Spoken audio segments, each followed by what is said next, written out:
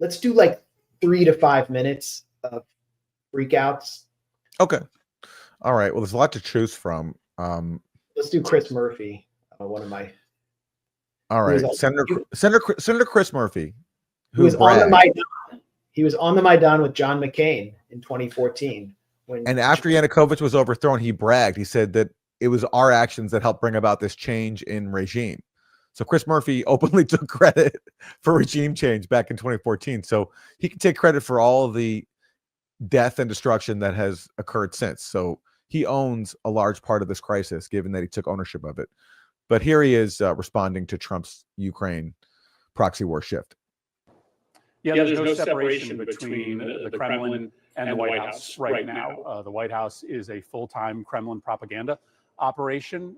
The way in which they have blamed Ukraine for starting the war, blaming the continuation of the war on Zelensky, calling him a dictator. This is music to the ears of Russia, who I think knows that it is probably months away from being able to own and control most and eventually all of Ukraine. It's a devastating moment for the free world, and I just think that the White House are fools if they believe that Putin will stop there. He is going to see a green light to continue to use force to expand Russia's borders, and eventually I think there's a real probability that American troops are going to have to fight abroad to protect the global world order and our allies, and perhaps American sovereignty itself.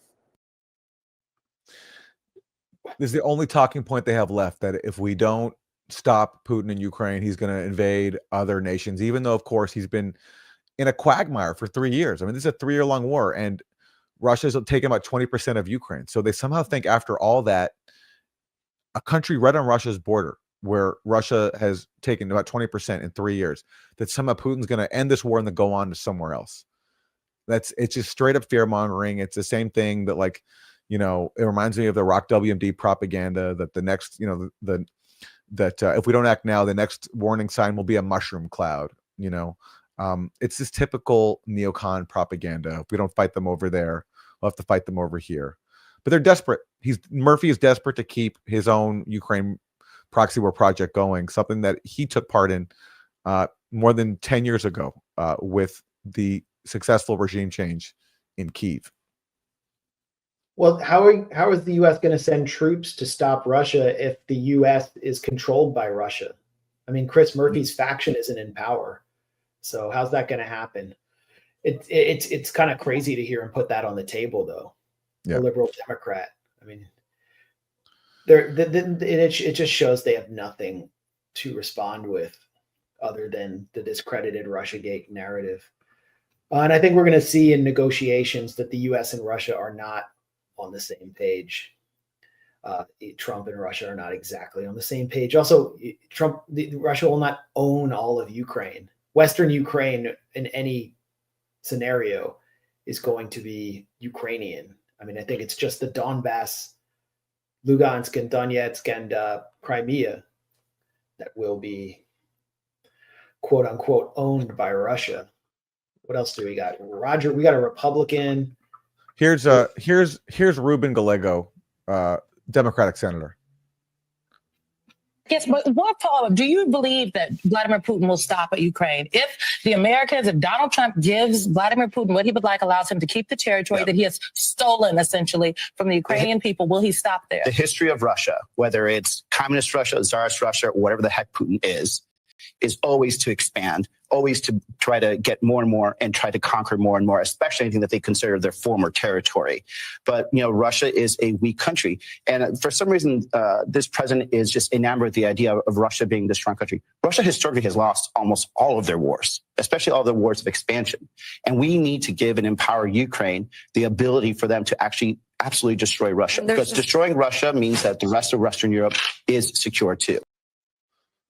Well, that's why the war started. Because they wanted to destroy Russia. Yeah. And how's that going? It's been 3 years of war. Is Russia destroyed? Like, does he somehow think that more weapons will now make a difference when Ukrainians have to be kidnapped to fight on the front lines? It's just absolutely insane. And it's easy to say when you're not bearing any cost except for paying for it. But in terms of human lives, it's Ukrainians who are being sacrificed, and that's what the policy is. Should we do Bernie Sanders? Do you want to hear from him how pathetic this is? Well, we should, yeah, I guess. Or you should. I just wanted to point out Ruben Gallego was a veteran, so maybe he can lead the fight to destroy Russia. Bernie Sanders has never been in war, but now he kind of sounds like a neocon. I mean, if you just like AI voiced Paul Wolfowitz over this, it would be hard to tell the difference between the two of them. Yesterday, we witnessed an extremely sad moment in American history. We saw the President of the United States aligning himself with the dictator of Russia, Vladimir Putin, to undermine the independence of Ukraine and its democracy. Let's be clear. Trump is showing us that he sees one of the world's most brutal dictators as his friend and our longtime democratic allies in Europe as his enemies. He wants a world that is safe for authoritarians and oligarchs, but extremely dangerous for democracies. So, yeah, Bernie's right that this is sad, because it's so sad that this progressive leader, who has at times in his life been involved in, I think, some very noble causes, he's now aligning himself, to use his words, with the neocon uniparty that has used Ukraine for its project, as they openly admit, of bleeding Russia. Top Biden officials admitted this. Jake Sullivan, Lloyd Austin said the aim is to use Ukraine to weaken Russia, to hand Russia a strategic defeat. Bernie must have seen these comments. There's no way he missed them, but he's ignoring them and buying into all the propaganda. This is about defending a democracy against an authoritarian. And he basically wants to keep sacrificing Ukrainian bodies and also spending American taxpayer money. He's supposed to be about spending money on social services, building up the country, giving people health care.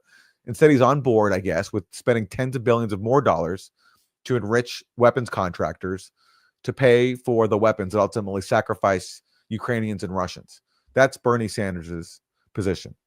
Bernie Sanders is a joke. He is why there is no left-wing populism in the U.S.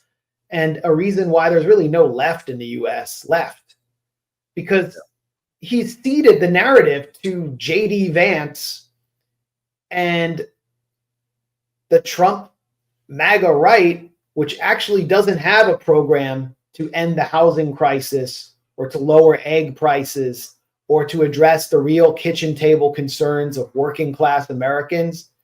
But they have a narrative that's appealing. Why are we spending your money over there on a losing war when we could be doing things, building infrastructure at home? Why doesn't Bernie Sanders just say that? It's because he adopted think tank lanyards like Matt Duss as his foreign policy brain, when his own instincts should be telling him that the American public wants populism. It's just very simple.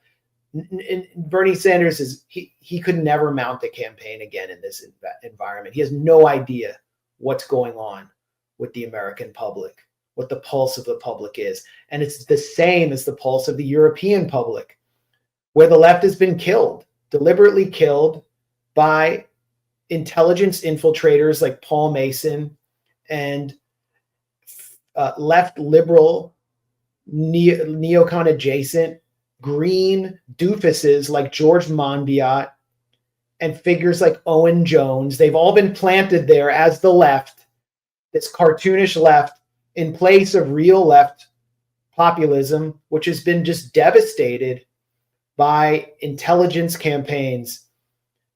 And now all that's left in its wake is the right-wing populism, which is surging, of the AfD, of the Freedom Party in Austria, of Nigel Farage in the UK, Le Pen in France. That's all that's left. And the left figures like Bernie Sanders deserve huge blame for this. One thing they've done, which they deserve blame for, is just casting their lot with NATO. The same NATO that staged Operation Gladio to destroy the left in Europe. So at this point, I kind of look at Bernie Sanders as kind of a traitor. Well, here's an example.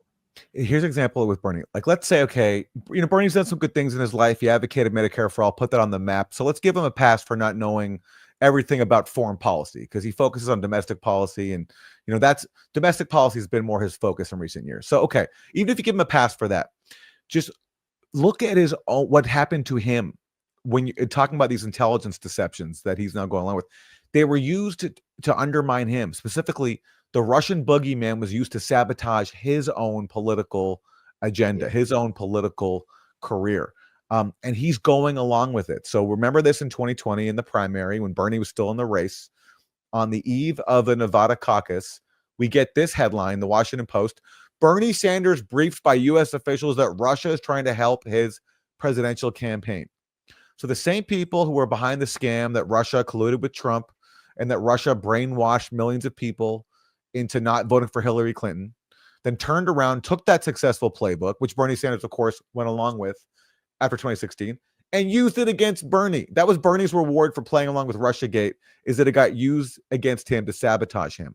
And even after that, where he must have known back then what was going on, that they were using the fake Russian boogeyman to undermine him, he still goes along with it today and still gives these same people who are trying to undermine him and his agenda that's about peace and about spending money not on war but on social programs.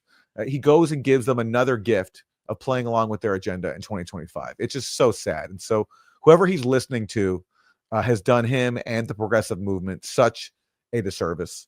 And it wouldn't be surprising me if it's someone like Matt Duss, who I remember when you asked at the time, Max, you asked Matt Duss, hey, did the U.S. intelligence community give you any evidence that Russia is actually trying to boost Bernie Sanders' campaign, or is this just another Russiagate scam trying to undermine someone who the neocons don't like? Matt Duss responded to, he said, well, actually, we were briefed, and we were briefed convincingly. So he accepted a scam that was being used to undermine Bernie Sanders. So they deserve all the criticism that is thrown their way because they've self-sabotaged in ways that their opponents could only dream of.